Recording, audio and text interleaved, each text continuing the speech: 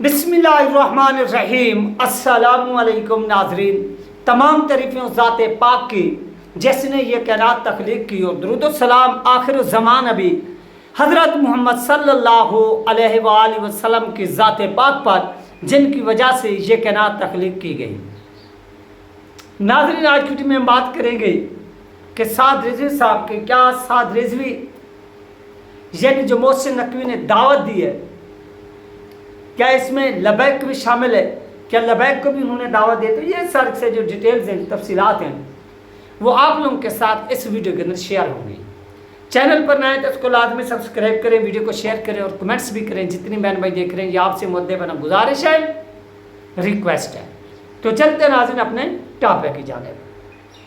नाज़रीन, मोहसिन नकवी ने कॉन्फ्रेंस की और अपनी कॉन्फ्रेंस के अंदर वो बड़े बड़े इशारे देख रहे कि काकरोच की आ सकता है, कोई माकरोच आ सकता है, कोई ये आ सकता है, कोई वो आ सकता है, और वो आकर इन तमाम चीज़ों को लताड़ लतोड़ कर जो ना वो चले जाएंगे। ये उस बंदे ने क्या किया, अनाउंसमेंट। कौन? मोहसिन नकवी। अब ये मोहसिन नकवी है कौन?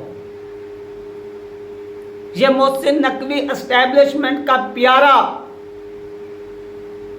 ये बुलारा, ये है वो मोहसिन नकवी। और ये मोहसिन नकवी अनाउंसमेंट कर रहा है।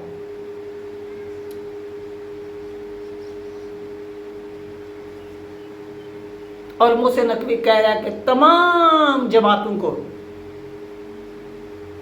एक कमरे में बैठना पड़ेगा।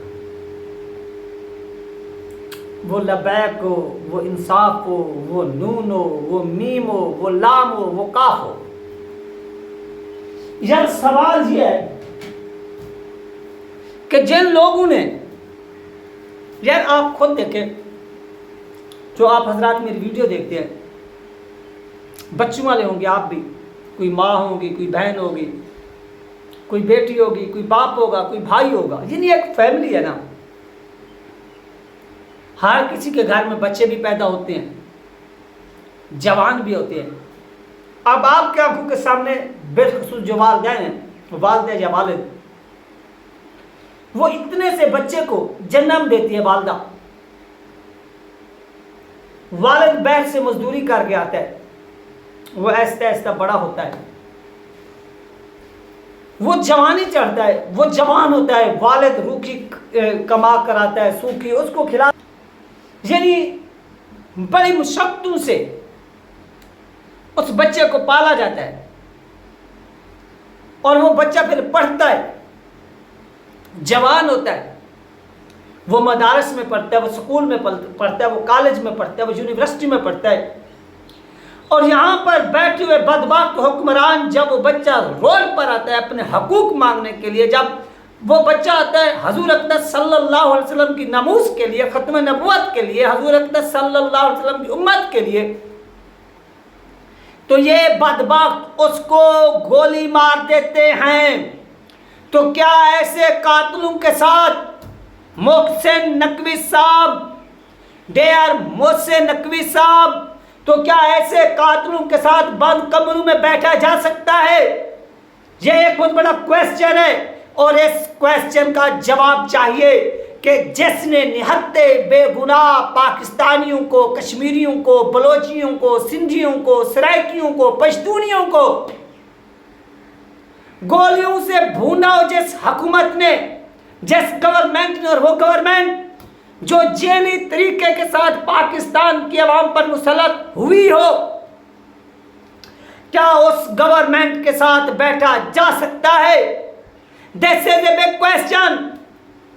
ये एक बहुत बड़ा सवाल है हर ज़ी शऊर पाकिस्तानी से, चाहे मुस्लिम है, कोई गैर मुस्लिम है, कोई शिया है, कोई सुन्नी है, कोई देवबंदी है, कोई बरेलवी है, कोई अहले हदीस से तल्लुक़ रखता है। ये उन सब से क्वेश्चन है। तो यार आप किस मुंह से कहते हैं कि बंद कमरे में बैठे? या तो आपका इशारा एक माशाअल्लाह की तरफ है, उसके ऊपर मैं एक अलग से व्लॉग बनाऊंगा। तो ये जो सारी की सारी सीन हो रहा है, ये हैरान कौन है? मोहसिन नकवी साहब, आप एक काउंसलर नहीं बन सकते थे, एक काउंसलर, और आपको उठाकर 13-14 करोड़ की आबादी वाले सूबे का आपको वजीर आला बना दिया गया। आखिर किस हैसियत से, किस कानून के तहत आप 1 साल से ज्यादा का अरसा जो है वो पंजाब के वजीर आला रहे हैं? आपने पाकिस्तान के कॉन्स्टिट्यूशन को वायलेट किया, यानी 90 डेज से ज्यादा कोई निगरान वजीर आला नहीं बन सकता। अगर वो ज्यादा देर बनेगा तो वो पाकिस्तान के आइन के साथ गद्दारी करेगा। जब वो गद्दारी करेगा तो गद्दार की फिर सजा क्या है? आर्टिकल 6 है, और आर्टिकल 6 के तहत उसकी जो सजा बनती है वो तख्ता बनती है, और उसको तख्तेदार पर लटकाना चाहिए। तो सबसे पहले आप आए, अपने आप को पेश करें इस पाकिस्तान की 27 करोड़ पब्लिक के सामने, और पेश करके आप ऐलान करें कि पहला मौजूदा दौर का मुजरिम मैं हूं। मैंने पाकिस्तान के कॉन्स्टिट्यूशन को वायलेट किया, उसकी खिलाफ वर्जी की, मेरे ऊपर आर्टिकल 6 लगता है और मेरे ऊपर लगाइए, और मुझे जो है ना वो मीनार पाकिस्तान के ऊपर लटकाइए। अगर मैं इस्लामाबाद के अंदर इस वक्त वजीर दाखिला की हैसियत से बैठा हूं तो आर्टिकल 6 यहां पर लगाकर फैसल मस्जिद के मीनारों के ऊपर मुझे लटकाइए, ताकि दुनिया मुझे देखकर इबरत हासिल करे। ये आपका काम है ये। और जब आप लोगों को तबलीग करते हैं तो आपके अपने हाथों के ऊपर खून लगा हुआ है, आपके हाथ खून से रंगे हुए हैं। आपने मासूम लोगों के घरों को उजाड़ा है, माओ बहनों की इज्जतों को पामाल किया है। ये कोई मजाक नहीं है। आप कहेंगे यार ये मजाक है, ये फलां चीज है, ये फलां चीज है, ये फलां चीज है। किस किस किस किस किस किस किस आपके सवालों को मैं यहां पर जवाब दूं। कौन सा पाकिस्तान के अंदर ऐसा जुर्म है जो आपके दौर में नहीं हुआ? किसी की माओ बहनों की नंगी वीडियो बनाई गई तो वो आपके दौर में बनाई गई। किसी को नंगा करके अगर मारा गया तो वो आपके दौर में मारा गया। किसी की जायदादों को जब्त किया गया, किसी के मकानों को गिराया गया। वो गरीब जिनको बड़े बड़े अयाश बदमाश अपनी जमीनों के रास्तों से गुजरने नहीं देते, जिसे वो क्या बोलते हैं यार, वो एक जो सरहद होती है, बन्ना जिसे बोलते हैं, उसके ऊपर से नहीं गुजरने देते। लेकिन वो सरकारी जमीन पर अपना सर छुपाने के लिए मेहनत मजदूरी करके अपने घर बनाकर बैठे हुए थे। और आपकी हुकूमत ने उन मजदूरों, उन गरीबों जिनकी कोई प्रॉपर्टी मलकियत नहीं, वो बैठे हुए थे, और आप लोगों ने उनकी प्रॉपर्टी, उनकी जायदादों के ऊपर बिल्डोजर फेर कर रख दिया। मुझे आप बताएं ना, आप किस कानून की बात करते हैं, किस चीज की बात करते हैं? कौम आपको किस चीज के लिए आपका साथ दे, आपके साथ खड़ी हो, ये आप मुझे भी बताएं। सारी जिंदगी आपने चूरन बेचा कि हम ये चीज कर देंगे, हम वो चीज कर देंगे, हम ये चीज ला देंगे, हम वो चीज ला देंगे। सारी जिंदगी आपने कौम को गुमराह किया। सारी जिंदगी इस कौम से आपने झूठ बोला, और आज आप आ जाएंगे हमें एक कमरे में बैठना पड़ेगा। क्यों? क्योंकि आपको दुल्हन बनाना है, जो हमने आपको कमरे में बिठाना है, और फिर आपको चूरी खिलानी है इन लोगों ने आपके साथ कमरे में बैठकर। तो मुझे बताएं, और आप जैसे सियासतदानों की जो हैसियत है वो डिक्टेटरों के बच्चों के पैम्पर की जैसी है।